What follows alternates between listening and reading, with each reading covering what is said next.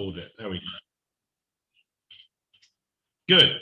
So, yeah, I mean, I wanted to sort of chat to you tonight a little bit about, I mean, the title of it was Recruiting Without Leaving Home, right?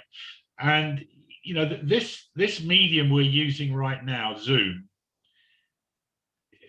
you know, it's been the savior of our business. And I'm not just Immunotech, but every network marketing company around the world is, and even Tony Robbins, if you've been watching what he's doing lately with Dean Graziosi, they've teamed up together and they're on target. They had the first broadcast on a Zoom training, 800,000 people on the call. And they're now doing their next one. They're targeting for 1 million. It's a 3-day event, free to attend. I mean, you know, that's the power of Zoom. It's an amazing tool. And I really wanted to just focus on that a little bit this evening, because I think, you know, doing your own private Zoom groups as many times a week as you want to, but involving your customers. Because if you're pitching somebody on the business, or you're asking somebody that's new to the business to go out there and build, it's a little tricky right now, okay, because people are not meeting up the way they did. But meeting on Zoom has become a great way to do it. So if you've got 1 or 2 customers that have got good stories, good testimonies, and they're willing to share those stories on a Zoom call, that's a perfect way to get your team motivated again, by hearing those stories, you know. And there's no limit to this. It's free. It doesn't cost anything to set up a Zoom call for 40 minutes. You can record it so you can send it out to the folks that missed it. I mean, it's an amazing tool. So that's the first thing. And also I wanted to kind of recap on the mining, as I call it, mining for distributors on Facebook, because it's cropped up again and again and again this last few weeks of how to use those groups. I mean, I've joined one about arthritis. Not that I have arthritis, I don't, fortunately, right now. But when we had our London meeting back in September, there was a lady that attended that meeting. Jeffrey will remember this, and Miriam, because she said that she had very, very bad arthritic hands. The pain was excruciating. Since she'd been on the product, it had gone away. So she stopped taking the product to see if it made a difference, and it did. The pain came back again. And so she's now a lifer, as we would say. Do you remember that, Jeffrey? Do you remember hearing that when we were at that meeting at Heathrow? I think you both were there. I remember. She was was she Spanish, or was she? Or... Yes. Yes. Yeah. No, I remember her well. Was her husband there as well? Yes, exactly. Yeah. They were both there. Yeah. Yeah. No, I remember that. Yeah. And I mean, you know, you particularly, and Miriam, have got some great testimonies. So you can do a double act. I mean, you could be the business, and Miriam could be the testimony, or vice versa on different calls. And you know, it doesn't have to be even in your own team. If we put this together on our Facebook groups, we can find the best testimonies, and we can set up those meetings online. And again, you know, we can record them. So if it's not convenient that other people can be on there, you can post it out to them afterwards. So I really want to encourage you guys to think about this. You know, if we could do it collectively, I don't even need to be on there, but I'm happy to be an MC if you want, right? Master of ceremonies, if you like, to bring the thing together. But, you know, we could, like, Foster's on the line tonight from the States. So hi, Foster. And, you know, there's some great testimonies of the amount of time you've been involved in the business. You must have a book full, Foster. Surely, tell me. You do, right? Of course I do. Yeah. Absolutely, yes. And, you know, it doesn't matter whether they're on this side of the pond or your side of the pond. We can use that to our advantage. You can have some British testimonies on the American side, and we can have some American testimonies on the British side. And it really is to stress this global aspect of our business. You know, getting people to really think that they can have a customer in Cincinnati or a customer in Mexico City or a customer in Madrid, as well as they can have them anywhere else, right? It doesn't matter where they are. And by really networking through family and friends, and just say, look, I need to know who you know. Who do you know in all the countries? Here's 11 countries, soon to be 12. Do you know anyone there? And start to really put it out through your immediate groups. That's where the mining goes on. You know, you've got that rich source of contacts that you've already developed over the years. And I would say go back into your archives, people that maybe have moved on, maybe not continue to be customers, or they were consultants and they've stopped. We've got a great example with a couple that are working right now. I mean, you might have noticed on the Facebook group, the WhatsApp group, I posted about a lady called Italian D'Souza. She's recruited 38 people in her second full month in the business, right? She joined us in February. So she's qualified now Diamond in 2 months. Now, the backstory on that is she used to be involved in the business a few years ago. She's been very, very active in her own company. She's in the travel industry. She lives in Bermuda, right? Long way away. But the travel industry has been hit really hard. She was a private travel agent on doing very exclusive vacations in exclusive resorts and on cruise lines. She's been decimated. You know, her business has been really, really shockingly attacked. So she had to look at other alternatives, right? So the timing was right for her. John Solider touched base with her again, and yeah, she's revitalized, and 38 people qualified as Diamond in her second month. So it does work. You need to go back into existing groups. If people had the vision once and they enjoyed the product once, it's a great time to revisit that. And with regards, I sort of skipped over there a bit, but with regards to the story I was going to tell you about the arthritic groups, I think it was, let's see who it was. It was Wally Kralik. Yeah, he posted on Facebook that he had a lady who'd had a great result with arthritis, pain relief.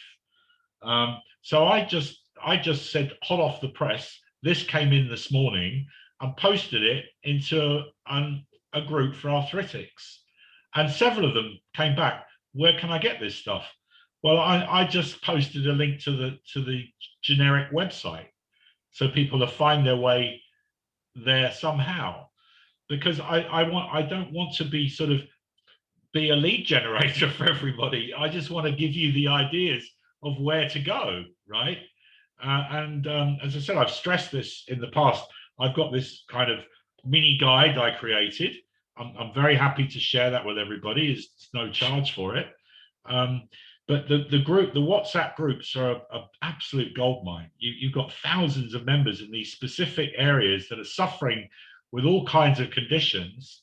And although we can't obviously make any medical claim, by having those, inviting them into a Zoom call where there's going to be people on that call that have got relevant information about their success they've had with the product, it's a very powerful way to bring people on board.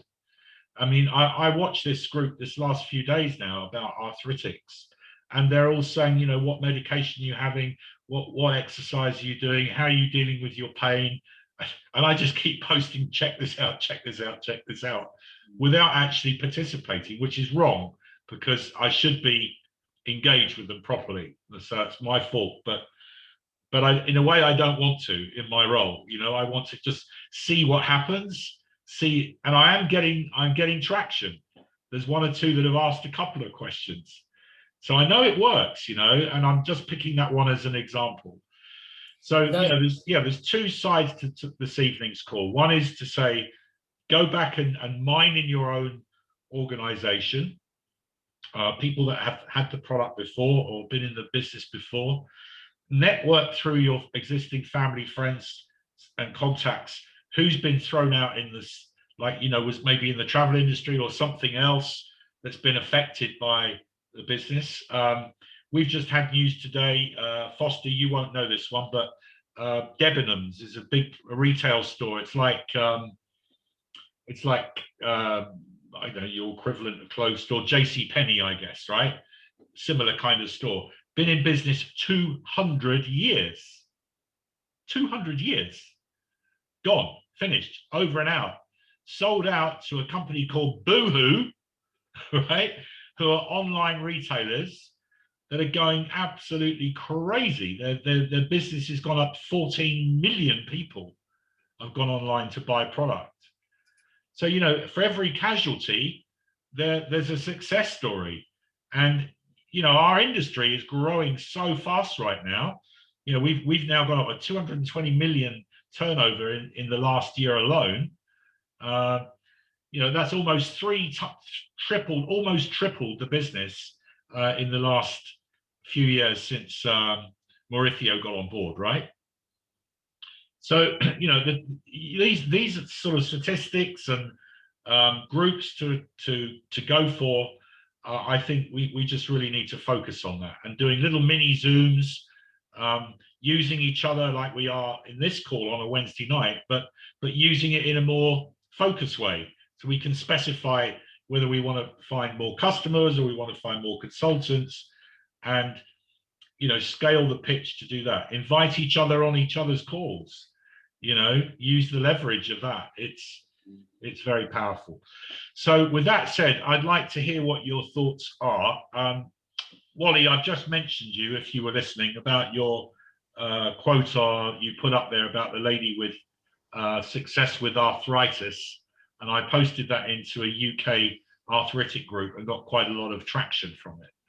So I'd really like to get your feedback on it. If any of you'd like to share what your thoughts are on this, and if you've had any success in the past or have any questions you'd like to fire across. We've got a good group here tonight, so it's really appropriate. We can just kick this one around a bit.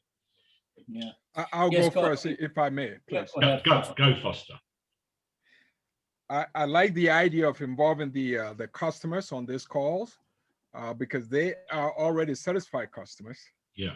So the fact that you're inviting them and you know, very, very gently saying, listen, you've been on the product for quite some time. There are people who are considering this. I'd love to have you on the call, and if you don't mind, just share your product experience. I think that's very, very powerful. I mean, yeah. It's a leverage that you can build confidence on, and coming from that place of authenticity, I mean, it's the best commercial you can get for sure. Yeah, and I think also just to add to that, to think of it in terms of the international aspect, you know, reach out for some British ones and some, you know, other places that were obviously English speakers for our calls, but to bring that sort of international aspect into it, to sort of illustrate that you can have your business anywhere. It doesn't have to be customers in your hometown, right? It's because people don't really get that sometimes. You know, I know when we're going into Germany, for instance, which is, we haven't got a date, but we think it's the last quarter of this year. Okay. But if you have a UK or Spanish or Irish based business, or in the States, of course, then you can have a customer in Germany. And they order in Germany on the German website, and the product's delivered to them in Germany, but you get the volume and you get the credit. Right? I mean, that's a little strange for people to kind of understand, but that's the reality of it. So, Wally, yeah, I think you had something to say, please. Well, unfortunately, I didn't get on soon enough. I had trouble getting on the webinar, Scott, so I don't know what you said at the beginning. Oh, okay. What I said was I picked up a post that you put on Facebook about an arthritic person's success with the product. Okay, well, I don't know whether you know, but I have a closed group called Pro Health Testimonials. Right. And, you know, as you know, we can't do public notices on, I shouldn't be on Facebook with a testimonial. Right. So, I mean, everybody's got to be careful if they post something on Facebook to the public. We could get our company or ourselves in trouble, especially if it has to do with COVID. of course. Oh, absolutely. No, but this was in a private group. Okay, so it was an arthritic group that I was a member of, and I basically said that this news came in from somebody today. I didn't give it any person's name or anything, you see. So it was ambiguous enough. I think Yeah, that's I have a important. lot of, we have a lot of testimonials on that ProHealth site. I had to cut it off actually because not to pick on the Mexicans, but they were coming in there with, and I can't control them because I can't understand what they're saying. So they were putting in Spanish testimonials and stuff in there. So Yeah. I had to kind of slow down that activity from the Spanish people. Yeah, But, I understand that. What I was saying at the beginning is that is actually, as I use the term mining, right? So mining your existing organization for testimonies from customers, putting together a Zoom call where they're actually speaking live about their experience, and then you can top and tail that with a statement that we don't make any claims for our product. These are personal experiences and it's their opinion. Okay, so if that's recorded on a Zoom call that people are participating in, or it can be posted out afterwards as a recording to groups where people have given permission for you to join. So it's not a public forum per se, as it would be on an open Facebook page. You're actually as a member of a private group. Okay, and I think therefore we're sailing close to the wind, as we say in the sailing vernacular. But I think by giving it that, putting it across in that way, we're safe. I have a website, a Spanish website. It's got at least 100 testimonials on it, and it's open to the public. I don't know how they get away with that. Actually, I mean, there's testimonials on every conceivable disease. Yeah. But putting that aside, what Foster mentioned is a good idea, but I found a lot of people don't want to be put on a spot, especially live on a Zoom call. Absolutely. You know, what you can ask them instead, which I've done, is ask, would you put it in writing and can I attach your name to it? And then get on the Zoom call and Foster could read the testimonial Sure. by James Smith from Florida ABC or whatever. Absolutely. Yeah. I mean, I think a combination is, some will be willing and some won't, but that's right. Exactly. Whatever it takes, I think is the answer, isn't it? Exactly. Yeah. How about Jeffrey? And what's your experience of this? Have you done anything like this before? Nope. Nope. Okay. Well, there we go. Here's a great opportunity. I think it's really worth doing. I mean, certainly in the past, I've used the approach in other existences, let's say, and it's worked very well. It's getting the momentum going. What do you think, David? Yeah, certainly. I mean, the Zoom call is a great idea for testimonials, etc. And I totally agree with Wally. Some people are shy; they don't want to come on board to do that. But yes, we can. I ask everyone for a testimonial, and even I would go one step further, Wally, and because you know what people are like, they never get round to putting it in writing. I take it off them, and I write it. I ask them and say, and then I write it down, and then I read it back to them and say, "Does that sound about right? Can I put your name to that?" Yep, great. So. Yeah, that's one way. On your point, Scott, about the Facebook groups. I mean, I'm agreeing with Wally. I know, Wally, you've that closed group, which I am a member of, and they're brilliant. And the testimonials on Facebook get incredible interaction. They get an awful lot of interest whenever you put a testimonial up there. I've used it in the past, but I haven't done that probably in about a year and a half. Because I basically am getting knuckles wrapped by compliance every week. They seem to, Immunotech compliance seem to find me. They wrap my knuckles. I tried doing a couple of things about 4 or 5 weeks ago. I put one testimonial out there, and even just saying the word glutathione and arthritis. They're banned. They're taking me down. I mean, I was banned for 4 days there from Facebook last week. Well, here's my point, though, David. Is you're putting it on the public forum as opposed to a private group. You see, by joining a private group, that wouldn't be flagged up. by compliance.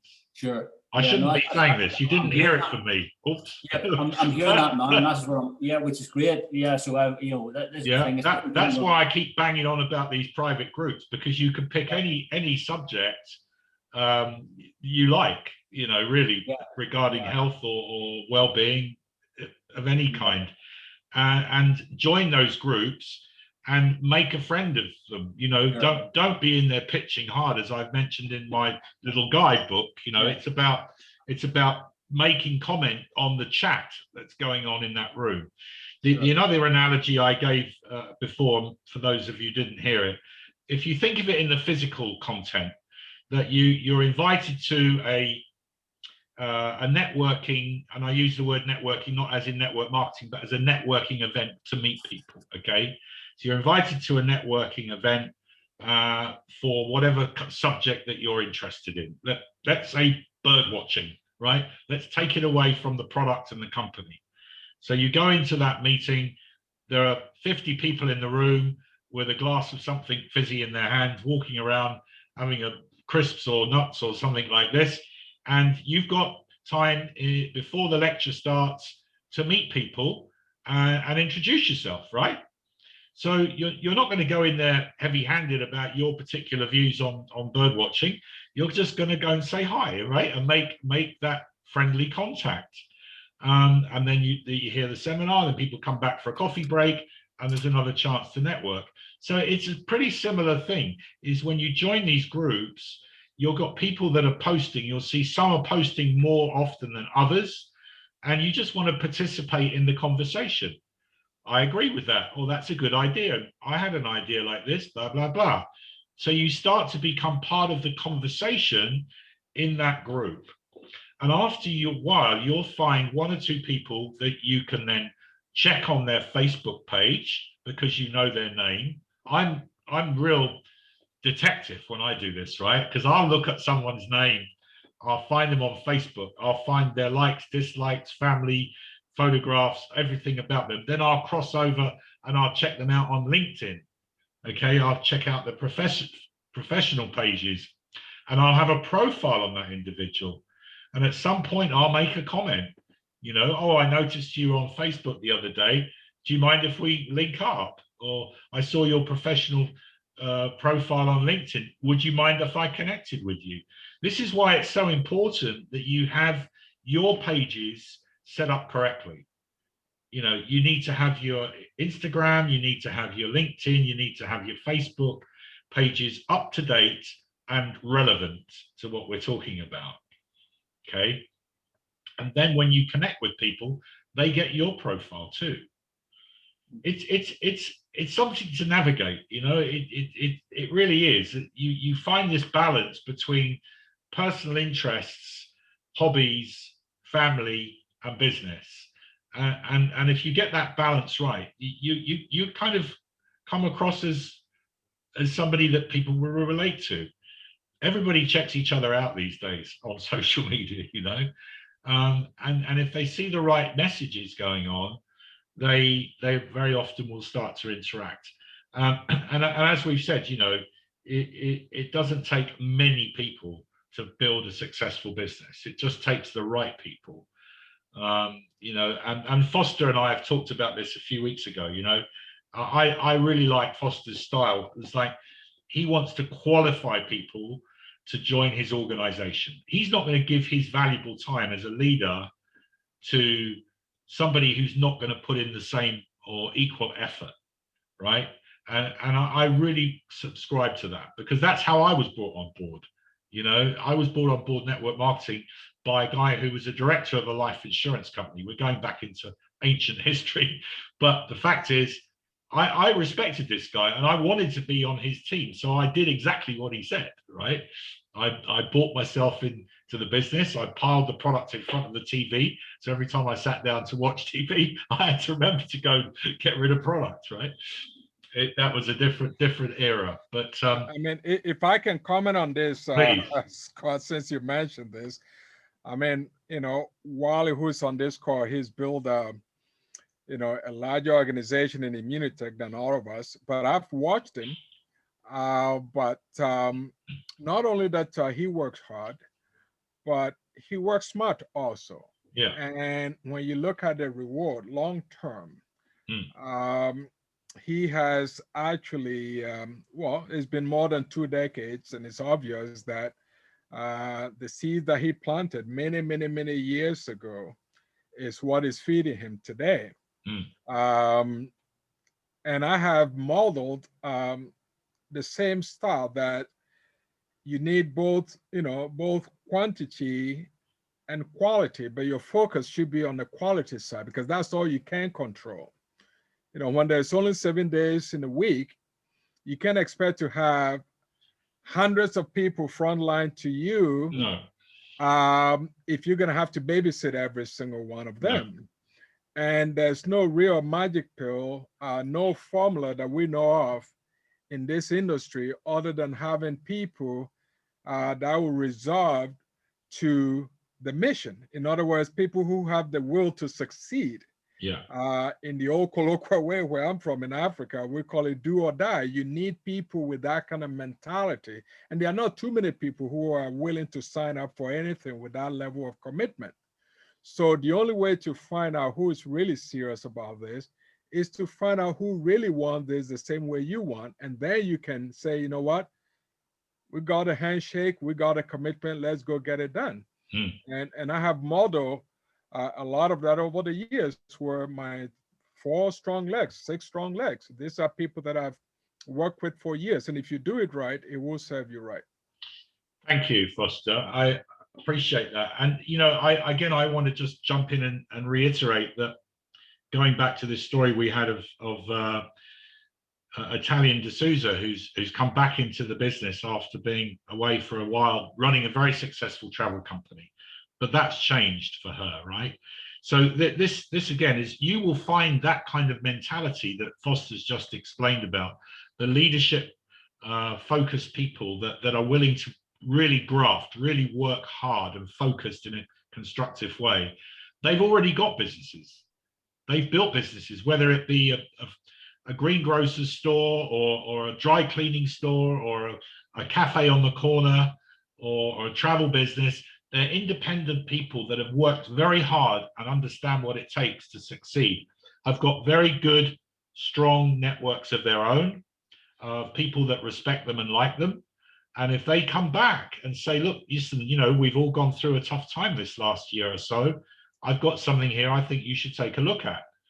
And that's what she did, right? She's gone back into her address book and has reached out to people with a way, I can help you if you will just listen to what I found, right? I know it's not what the business we're in normally, but it's something that we can run alongside, create an additional profit center, a secondary income until things get back to where they were. And in the meantime, they may have built a business that they don't really want to go back to where they were. They end up building a business that they're going to give them a different lifestyle altogether. My daughter, for instance, Hannah, she's a young lady in her early 30s. She was in the cruise industry. She's been out of it now for just over a year. Forced out. I mean, she's in entertainment on luxury cruise ships. She has got hundreds of friends that are in the same position. I know you said the same boat, but that's a bit naff, isn't it, when you're on a cruise industry? But yeah, they've all been thrown out and they've had to adapt. And Hannah's actually working with her brother, who's got a social media business, but she misses it so much, right?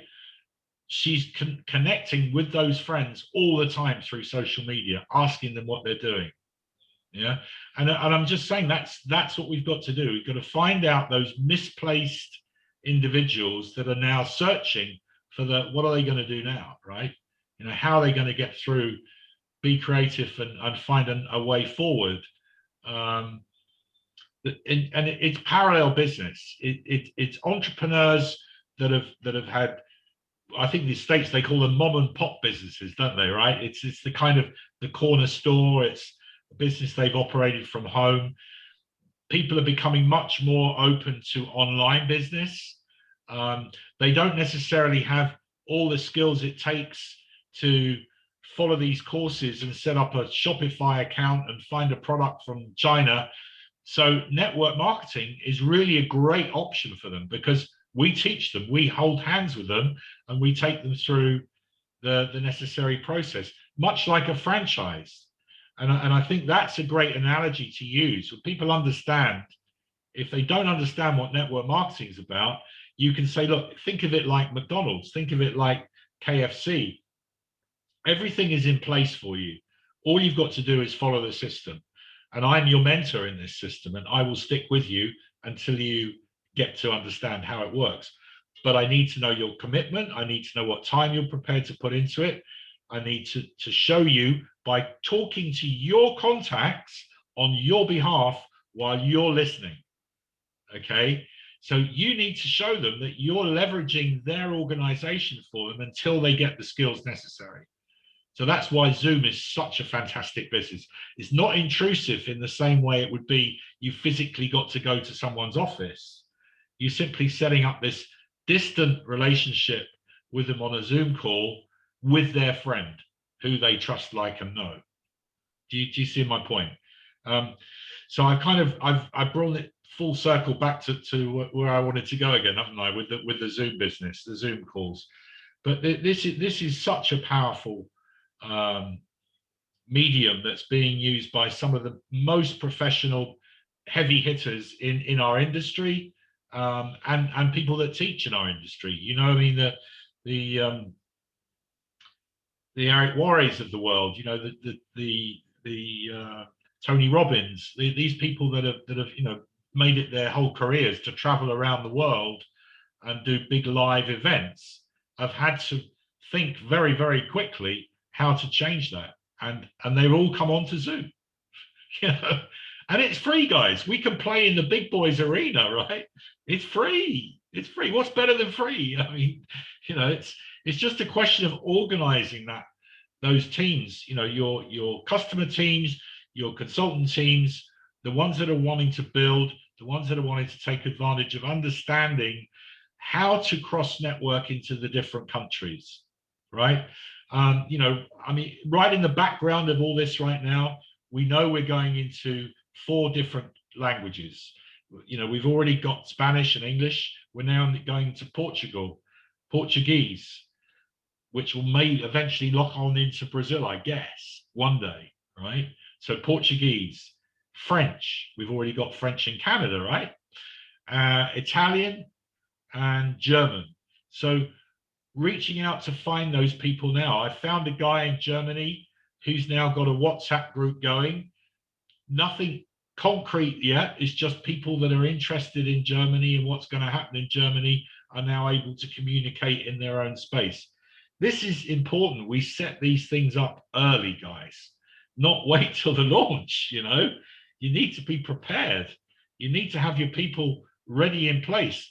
You need bilingual people in your own communities that speak these languages. You converse with them in English, but their native language is one of the ones we've just mentioned.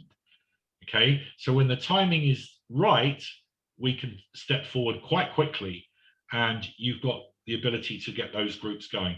And I'm sure by this time next year, once those countries are open and we can travel again, you may find that you've got 25, 30 people in a room in Berlin or in Paris that you want to fly over and connect with, that are already in your teams. That's how I see the vision from this working. You know, I really do. I see that it's all going to happen locally in your own communities, and then it's going to branch out. Restaurant businesses, retail businesses are the ones where you'll usually find the expats of those countries in your own communities, albeit a French restaurant, a Portuguese restaurant, a German restaurant, or a German store, something that's being operated by an expat person in your community that can help you, right? It's finding them now. As I say, we don't need many. We really don't. You may only need one. Maybe, Wally, you can share the story about Dr. Palayo, right? I mean, that you had that connection with him from a previous life. I think you told me. Exactly. I mean, the interesting part, Scott, is people don't realize it's not who you know, it's who they know, because that's how Exactly. Palaio came. I would never have gotten Palaio involved in the business if it wasn't for Doug and Brian and Peter. Like every one of these guys knew another guy. Last guy knows Palaio, and that's what brought him in. So, reach out to your warm market, and you just never know where it's going to wander over into another part of the world. And Exactly. as you know, Palaio's done unbelievable things with his group. Well, So this is what I'm saying. It doesn't need to have a lot of people. It just needs to have the right people at the right time. And, I remember you also told me, Wally, some time ago that there was a big gap in that as well, wasn't there? There was a time from when you first met to when you went back to meet again. Oh, huge. I mean, nothing happened at the beginning. Doug and I, we spent quite a bit of money helping him financially to get started. And sometimes you have to do that with the leader. Best if you don't have to, but in his case, he wasn't going to move forward unless we financially participated with him. So, nothing was happening for a while. And then all of a sudden it just exploded. Yeah. Now I got 50 platinums in Mexico. Look, wow. I mean, you can't rewrite this stuff, can you? It's fantastic. And it will happen in Germany. It will happen in France. It will happen in Italy. These people are already networking. All these countries that you think are foreign to you are, in fact, you can reach them through the English language, right? As you can in Spanish. So let's not forget that for the folks that are listening, the Spanish nationals that are listening, because the Spanish will also speak English. Some of them are living in Germany. Some of them are living in France. They've had to learn those secondary languages. It's very powerful if you really get to understand how to leverage yourself into other international markets. And network marketing is very, very strong in Europe. There's German companies. Like the previous one I worked with, PM International. I mean, they're now doing $1.9 billion. It's incredible, just amazing what's happened. So that's just one example. There are many different companies that you can type into the search bar of Facebook, independent network marketing distributor, and see what pops up in your local area. And then just reach out to them, say, hey, listen, I'm not in your downline. I'm in fact in a different company. I just wanted to say hi and acknowledge the fact that we've got similar interests in raising bulldogs. Yeah, whatever, by researching the person on their Facebook page and researching them, let's be open. Let's say they're in Herbalife, for example, right? So you find a network marketing distributor in Herbalife in your town. So rather than try and pitch them and upset each other and cross pitch and really get each other wound up, don't do that. Just check on their Facebook, check on their LinkedIn, find out what their other interests are. Because if you're building that relationship the way we've just explained with Wally, right, it doesn't matter if it's now. It could be 3 months. It could be 6 months. Something might go wrong for them and the timing changes, right? Somebody in their family might have some issue with their health that Immunocal could benefit them. By that time, you've developed a relationship, a friendship, where you can then start to, you've got to think of this medium to long term, guys. It's not a direct sale in the same way. It's a relationship building. I know I'm saying this, for many of you know more than I do probably, but for those who are new to this and trying to understand how to navigate your way through this, I think it's important that you hear it from not just me, but the other leaders that have gone through this. So it's really clear for you all that that's the right path to take, because you can waste a lot of time. I've taught my kids OPE and OPM, right? Other people's experience and other people's money, right? So you leverage both of those things. You leverage what he said. He had to make an investment, but once you've identified the right kind of person that you want on board your business, that has got the credentials and the influence to be independent once they've got the message. As Dr. Pelayo was, he went off and just did it, right? I mean, once he got it, he was away. He was his own man, and he built his own business. Basically took over South America for you, right? I mean, phenomenal. But there's going to be these guys in Germany. There's going to be them in France. They're going to be in Portugal. They're going to be in Spain. They're going to be in the UK. Leveraging yourself out of your country is the most powerful thing you can do. You know, if I give the example that, you know, Wally and Foster, being in the United States and Canada, have got more chance of pulling a big, clear, focused individual business person into their business than I have, and I live here, because it's the magic of, oh, they're in Canada. This guy's in Canada. He's calling me. This guy's Foster's in America. Oh my goodness. This international businessman wants me to listen to him about their business. I would be flattered, right? Whereas if Scott Lucy phones up from Chester, well, there's no big deal, right? He's only up the road. Who the hell wants to listen to him, right? But again, when I've come across the United States and Canada to do public speaking, the room was always full because there's a Brit here. Oh, we want to hear, I went to, this was a funny story. I flew into, where is it? Lake Tahoe. What's the casinos up there above that?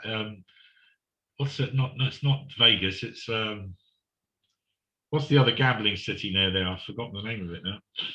Near Lake Tahoe. City? Eh? There's Atlantic City? No. Up by Tahoe. Reno, Nevada. So I get up there and I met up with the guy who was in one of the #1 guys in New Skin at the time. And I arrived there on the 4th of July. And I was staying at his home. And he got on the phone and he's calling his friends. He said, I've captured a Brit.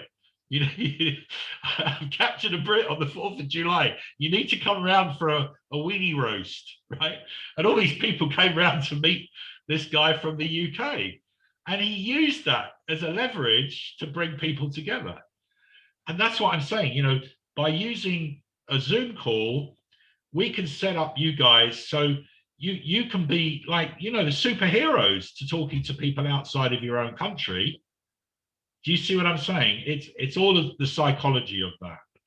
And so I'm really encouraging you to really, work together and start to do this. Setting up these Zoom calls yourself with your teams, with your customers, whether that be, you're saying to them, we're going to have a focus on France or a focus on Germany or a focus on England call. We want to get some people for next Tuesday at 3 o'clock in the afternoon or next Saturday morning, whatever it is you decide to get on the call. In the meantime, you've got to ask everybody who they know in XYZ country. Do you see what I mean? Get everybody in your teams and family focused on finding people that are going to build your business outside of where you live. And then we set those Zoom calls up. As I say, I'm very happy to be the master of ceremonies if you want, but you can equally do it on your own, I'm sure. So give me some feedback, guys, on what we're talking about, because I don't want to just sort of rattle on here. I want you to see if there's value in what I'm saying and if you think it's something you feel you can do. Well, I mean, Scott, the price is right. Let me begin with that. And I will go back to Wally because he's my senior on this call, not in age, but senior in Immunitech. We used to spend a lot of money renting hotel rooms for seminars. Sure. And then it takes an enormous skill to get somebody who has spent 8 hours on a job doing something they don't like. They come home exhausted and you asking them to come to a hotel meeting for possibly 2 hours. If they live in a major city like Toronto, I mean, traffic is exhausting. So now we have a technology that even to get the unlimited airtime, it still doesn't cost. I mean, it's just a fraction of everything. Yeah. And now what I believe is lacking is basic skills in how we invite people. The actual technology in doing Zoom meetings, it's not that complicated. I mean, if I can do it while he's doing a Zoom meeting, so that means it can be done. It's now about how do you get somebody to accept your invitation, because most people are working from home right this moment. There's still a few that must commute, but the majority of the people are working from home, which means all they have to do is to clear their calendar and make sure that they're available at the time that you're looking for them. And in this case, all it takes is a computer or a phone with a camera. And if you don't want to be on a camera, you can still show up. You couldn't do that with a hotel meeting. So, we need to adopt that this method, not only that it is effective, but it's also cost effective all around. A lot of us have made a lot of money. We've also spent a lot of money. I mean, again, Wally has rented hotel rooms. I have rented hotel rooms, and sometimes in Toronto, you pay over $500, and if you're lucky, you may get 10 people in a room that are guests, and that does not pay for the room. But with Zoom, I can tell you that from everything that you've shared this evening, it's a powerful tool. I mean, your analysis with Tony Robbins, I mean, having close to 1 million people on the Zoom, Yeah, is just what can happen when you have strong influence and credibility to make this possible. yeah, and he's talking globally. He's not just talking in North America, right? He's reaching out to English-speaking people around the world that know him for his books and his tapes and his online appearances. This is why I think you also as a CEO of your own corporation, as we all are, you need to think about the skills you lack, and people say, "Oh, I always want to." What's his name? Richard Branson. Sir Richard Branson, who owns Virgin, right? He said, "I always want to recruit people that are more intelligent than me." Right? So he can sit on his little island, Necker, and basically just relax. He runs 200 companies like that. So, you bring on people that have got skills you don't have. If you're not good at doing public speaking, or you're not good at presenting on Zoom, or you don't have the right graphic like I've built behind me here, look like my London studio for Immunotech, right? These kind of things that I've put together are teachable. And you can find people that are good at those things, that you can reach out on social medias. I need somebody who's good at using Canva. Okay, so Canva, Canva, canva.com is the program I use to create this graphic behind me. Okay, I need somebody that knows how to use Pexels. Pexels is a library of free photographs that you don't have to pay for anything at all.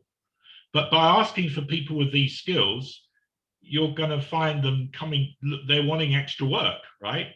And as you say, Wally said, you have to invest, but it doesn't have to be huge amounts. You can invest your time in showing them how they can diversify their own specialities and create a secondary income. In the meantime, you need some graphic work done. All right, well, you can pay them $20 to do a graphic for you. So you help each other in that respect. I've found people over the years when I was building organizations for myself by doing that. I'd go and find people that had complementary skills that I didn't know what to do. I've got a great PR lady that I work with. She writes amazing copyright for me, right? And she lets me put my name to it. So it's fantastic. I use lots of different people's skills to run my business like a corporation. I've got a great videographer. He can video, he can put music and titles onto film, and make me look good. Okay, so we work in complementary businesses. Yeah, and as I say, right now it's probably never been easier to find people that are not having the consistency of the work that they once had for their own profession, and they're looking for a way to diversify. And that's what we've got to do, is just show them how to do that in a very supportive way, understanding where they're from. And if this is the secret is as I say before, is not to bombard them with our business, but to show them how we can link arms together and work together with each other's skills. Okay.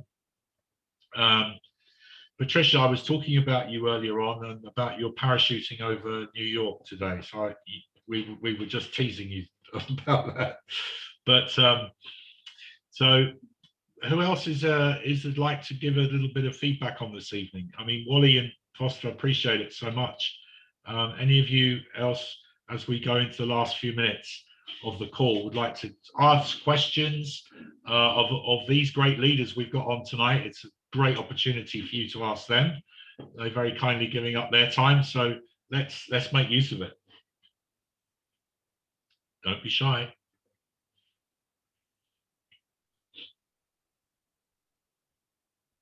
Oh, Scott, yeah. just a little tip. I haven't done it myself yet, but I was listening to Richard Brooks, and he's educating people on developing their story, which is extremely important. He call it a 1 minute miracle. You should be able to have your story, how you got in, why you got in, what's happened since you got in, a little bit about what the product or the business has done for you. Capture that in a 1 minute dissertation, and then send your video to the individual, asking them, would you be willing to look at my business, and refer it to their website, whatever their website is. So develop your story, which you pitch first with your 1 minute story, and then you say, look, I'm going to send you my video. Would you have a look at it, please?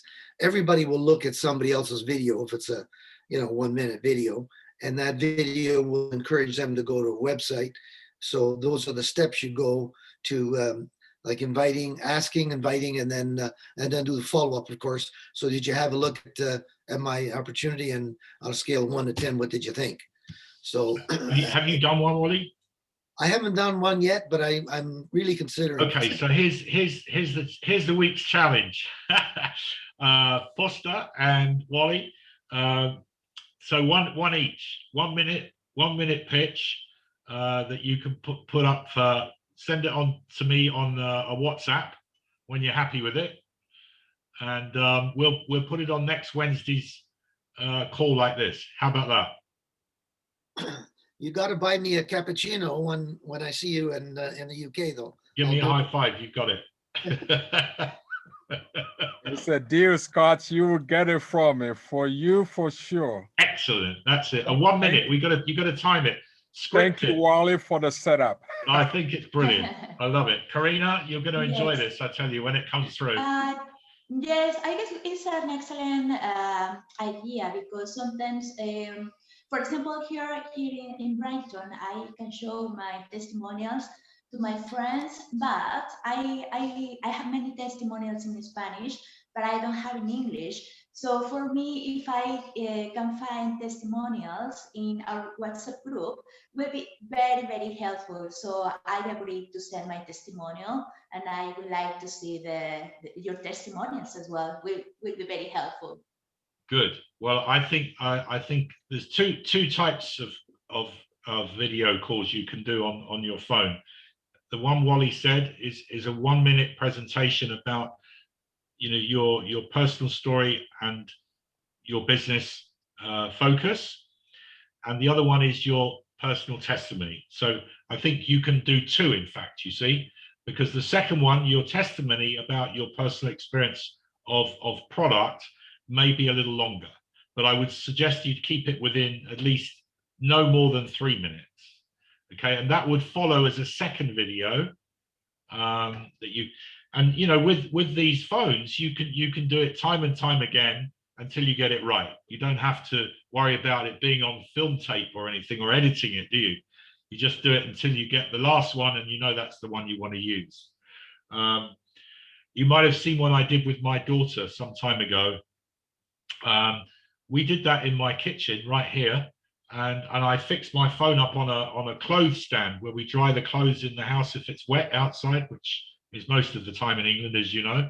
And I pressed the button and kept on doing it until we got it right. That was it. There was no editing. We just did it in one single take, but it may have taken us 5 or 6 to get there. Do you follow me? Until we got the right one. That's all you have to do. It's very, very easy now, really easy. So I think that's it for this evening. If anybody has any final comments, please do speak up right now. I have recorded this evening, so I will put it out for you if you want me to send you a copy of this evening's call. Be delighted to do that. And appreciate Foster and Wally. Thank you so much for your input. Looking forward to seeing your tapes. Also to Jeffrey, I think he's still there, yes, for your input tonight as well. So if there's any final questions, let's have them. Otherwise, we'll sign off tonight. Bye-bye. Okay, bye-bye. I think that's the answer. See you all soon. Take care, guys. Appreciate it. Bye. Yeah, bye, Bye everyone. now. Thank you. Bye-bye. Bye-bye. Have a nice evening. And you, thank you so much. Thank you very much. You're welcome. Bye-bye. Bye-bye.